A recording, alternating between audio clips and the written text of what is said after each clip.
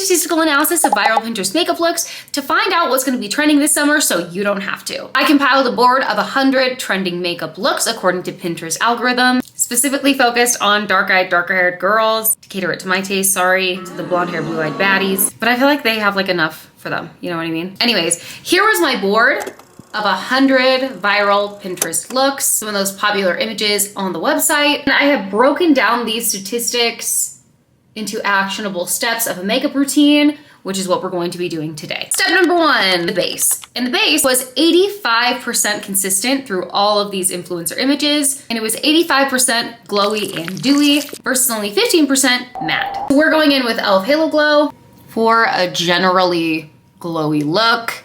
I love e.l.f. Halo Glow. She is that girl. I'm definitely trying to cover up some discoloration. Just do an even, glowy, dewy base. Now this makeup look is in contrast to the one that I just did of the science behind beauty and what actual scientific study says about what makeup should look the best on people. And a lot of that had to do with really just looking healthy. And I find it interesting that this so far, at the base at least, like the glowy and luminous, matches up with the research on that. And you'll see that a common theme in this specific makeup look derived from influencers is the idea of looking snatched, which I know we have all heard about, we are all familiar with. We're definitely trying to make the face look back, which is not the same as the science-backed makeup look. And trends themselves definitely make people look more attractive according to scientific studies. So when I say that this is kind of statistics versus science, this is kind of statistics and science versus just science. But I wonder how similar these makeup looks will end up looking. We will see. Okay, I am doing minimal powder under the eye, side of the nasal folds, around the mouth. And that's it, we're leaving everything else dewy. Next is a big one, next one is bronzer. And 90% of our influencers had heavy sun-kissed bronzer. And again, the pattern on this one is higher and more snatched. Okay, here's what we have before blending. Okay, and my haters in the comment section need to get like a lot more creative because I just get the same comment over and over and over again. Oh, all you care about is being good looking? Wow. How shallow. My hyperfixation is looking at just patterns.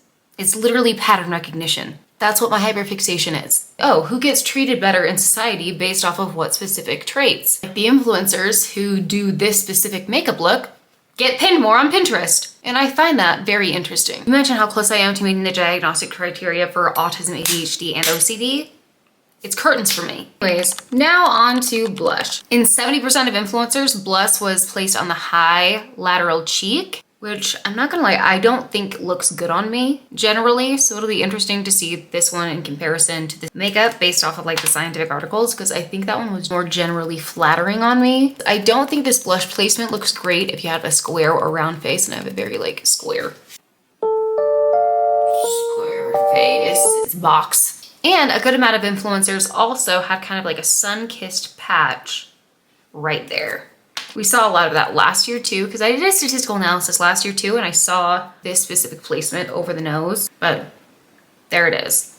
And when it comes to highlighter, this one actually surprised me a little bit because it is still a trend with like 95% of influencers to put a little bit on your nose and then the super high part of your lateral cheek in the snatched area. And this is what I used for blush, the Wet n Wild, but the most popular blush colors were either a deep terracotta or peach. And this part of the statistical analysis was so interesting because it's a micro trend that we saw a lot last year, a lot the year before, and it all started with the strawberry girl trend. That is fake freckles. This was the biggest and kind of only micro trend when it comes to this makeup look. In 40% of influencers in that specific board, they had fake freckles. So we will too.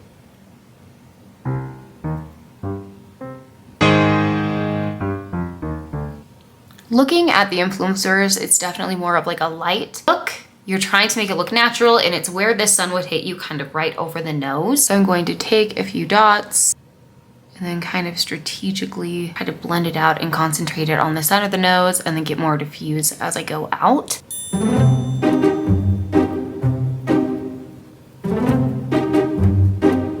Okay, so that's what we have for fake freckles.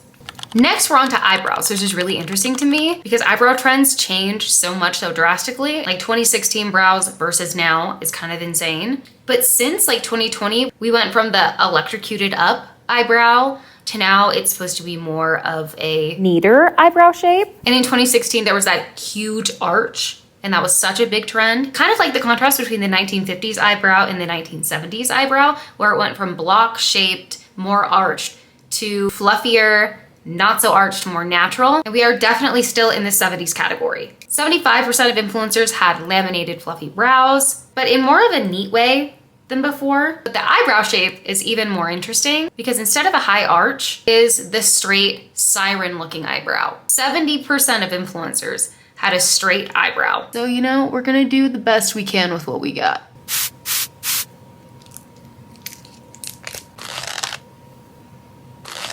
Electrocuted, we're kind of neater shaped. We're definitely still in a laminated era. And for the straight siren eye, I am going to cover up the tails of my eyebrows just slightly so I can get that to be more of a straight shape. A little bit more.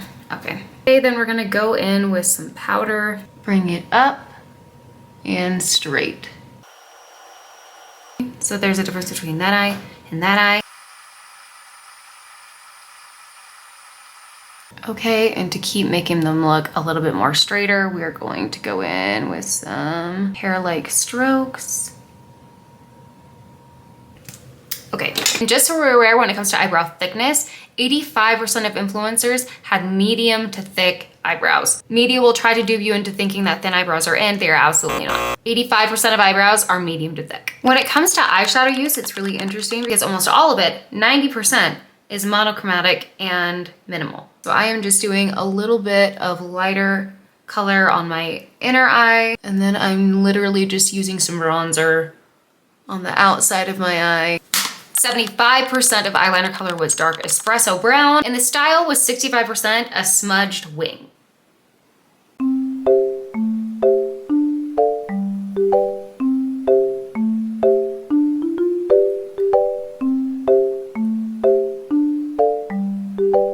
Okay, and when it comes to eyelashes, I'm excited for it because 60% of influencers didn't just have thick upper mascara, they also had thick bottom mascara, which I feel like is a trend switch because of that one time in like 2014 when Gigi Hadid said that it made her eyes look smaller to do mascara on the bottom. Newsflash, it doesn't!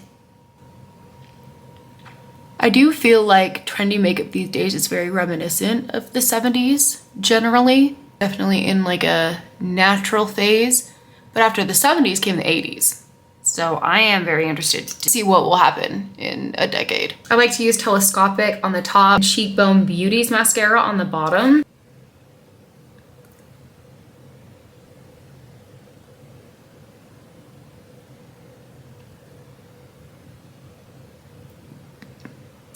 I'm going right on the border between looking normal and looking spidery. Don't worry if you make a mess with your mascara, because you can always just wait for it to dry, like on my nose there, and spoolie it off, and it comes off really easily. Okay, so that's what we're gonna go for mascara. Now when it comes to lips, I don't think anybody's going to be surprised. The #1 trend is being slightly overlined, but slightly. It is nothing like it used to be, okay? 80% was overlined and contoured, and the most popular lip color is like a 90s mauve pinkish brown. Going in with Kylie Shade by Kylie.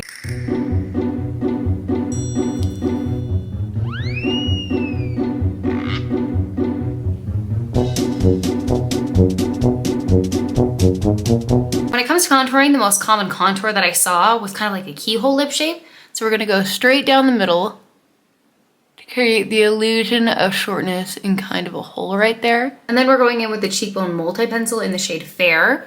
We're gonna go like this, this, this, and this for some contour. Okay, and then the last thing for the lips where our makeup look is done is a pinky Laneige sleeping mask because matte lips are not statistically significant.